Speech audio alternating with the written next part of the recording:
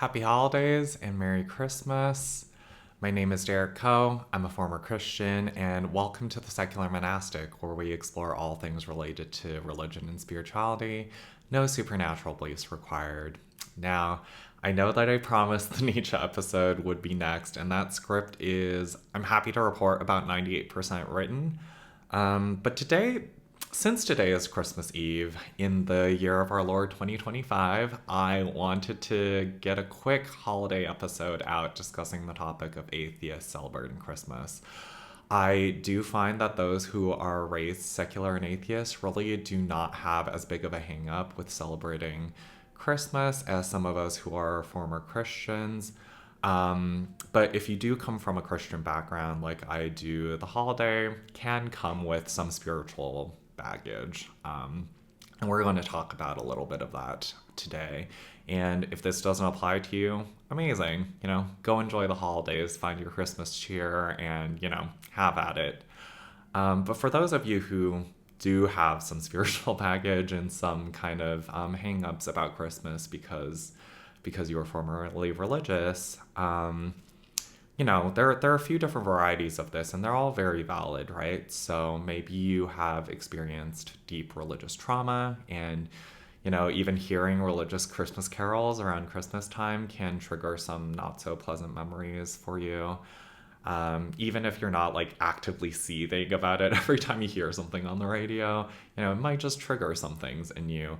Maybe a lot of your Christmas tradition is tied up with your birth family, especially a religious birth family, and maybe they don't exactly approve of the path you've chosen, whether that's your spiritual path, like you've chosen a different faith or you've left faith altogether, or maybe you're simply LGBTQ or cohabiting with an unmarried partner or making choices that are like personally fulfilling to you but run contrary to their judgments and like specifically their religious judgments, and maybe that's like a sore spot for you. And then again, maybe none of these things are true, but you still miss a version of Christmas in which the holiday was kind of like genuinely about the birth of Christ and the ultimate hope that represented for humanity. And maybe that's something you really wish you could still believe in, but simply can't anymore. And that's kind of your sore spot. And for me, I think like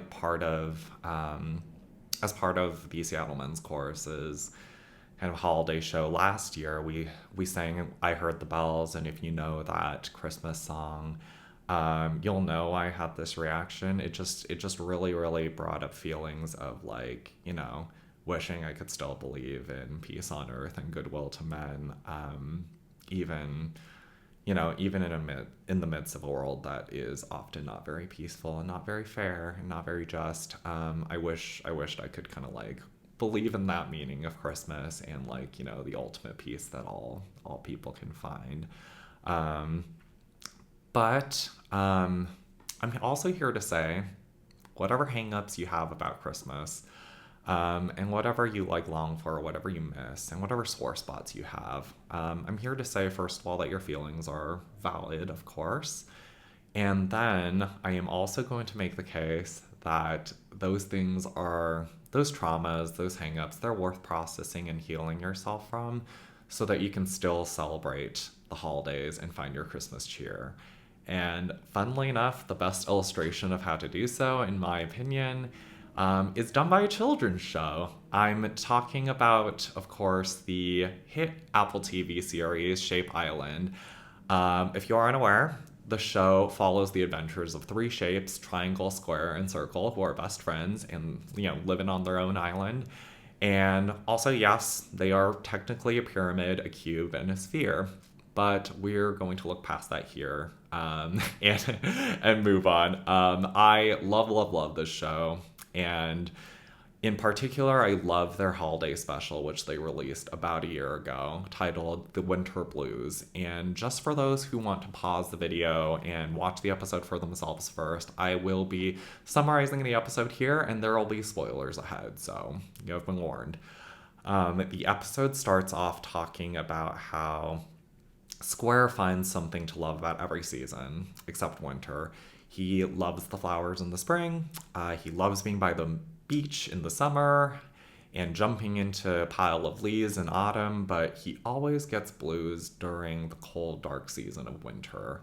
Something that is probably really relatable to a lot of us, especially a lot of the people I know because I live in Seattle, and it just gets really, really dark between the months of November and I would even say like late March. So naturally, his friends, Circle and Triangle, try their best to cheer him up by throwing him a party, a winter party, and talking about all the things one can do during the winter that are fun, like ice skating, snowball fights, and making paper snowflakes, among other things. But Square just finds it really hard to get excited about any of these things. And that's until Circle and Triangle find out that Square has an obsession with Yetis and really wishes that Yetis were real. You can probably guess where this is going. Circle ends up convincing Square that Yetis really are real. And from there, she and Triangle kind of create this elaborate winter tradition called Yeti Night. They throw a Yeti night party on the coldest, darkest night of the winter. They weave an elaborate ritual in which they bake muffins with apricot preserves and leave them out for the Yeti to eat. And they create this mythology in which the Yeti needs to eat the muffins, be reminded by the taste of apricots to bring back spring, and then roar spring back into existence, kind of like bring back spring with her roar. So to initiate kind of like the changing of the seasons from winter to spring. And it's all very adorable and fun, and they end up celebrating Yeti Night for many winters, and all goes well until one winter Square wants to try and find the actual Yeti. So he hatches a plan to stay up all night and try to catch the Yeti as she eats his muffins outside his door. And this, of course, makes his friends really nervous, right? Because they know that they made this holiday up and basically lied about the existence of the Yeti in order to help Square kind of like see winter magic and everything that there is to love about winter, and the time that you can be had together during that season. And so, of course, they hatch their own plan to convince Square that the Yeti is real. And it fails miserably, and Square, now very upset, storms off into the winter blizzard, causing his friends to go out looking for him.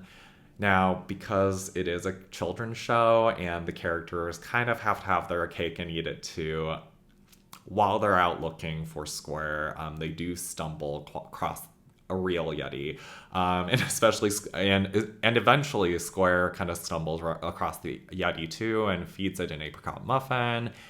And then they watch together as it roars atop the mountain and ushers in the first sprouts of spring. It's a real kind of like Santa was real all along moment. But before that, Square, after meeting the Yeti, starts to try to cheer her up from her winter blues. And in the process, he also kind of understands and realizes that his friends were simply trying to make him feel better and create a tradition that made life better for him. And he starts to deeply appreciate that in a honestly really touching way.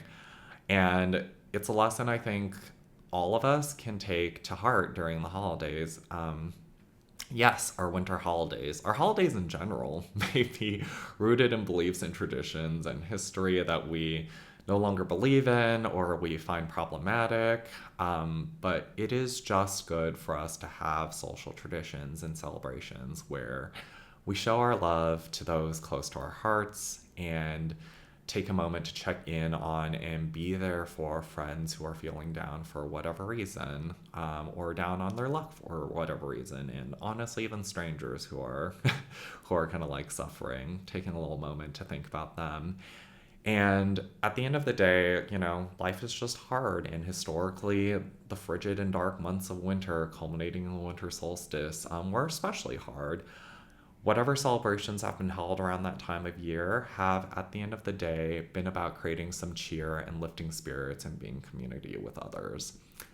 Now, this is where you might say, Derek, you're overinterpreting a kid's show. This is clearly an episode meant for kids who are disappointed after learning that Santa isn't real. And yes, I do think the showrunners probably mostly had that in mind when writing this holiday special.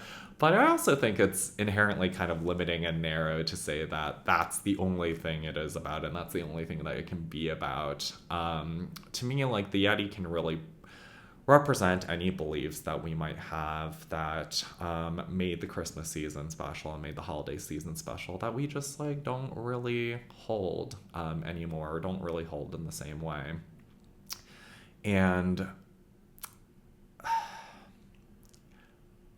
what I really want to kind of like drive home is that, you know, Christmas can be wonderful. Christmas can be wonderful without belief, no matter what supernatural beliefs you used to hold about it. And that joy is absolutely worth finding again if you've lost it for whatever reason. So, again, if you're a disgruntled former Christian like I am, you know, still in many ways, by all means, deal with your religious trauma, live better through therapy, you know, make peace with the parts of your faith that you miss and long for, create your chosen family if your birth family is too difficult to be around this time of year. And after all that, if you still don't jive with Christmas as a holiday, find your own celebrations and create your own traditions. But what I can tell you from personal experience is that once I did that internal work and got over my hangups and my spiritual baggage, I found my Christmas cheer again. And I can genuinely say now that I love the holiday season.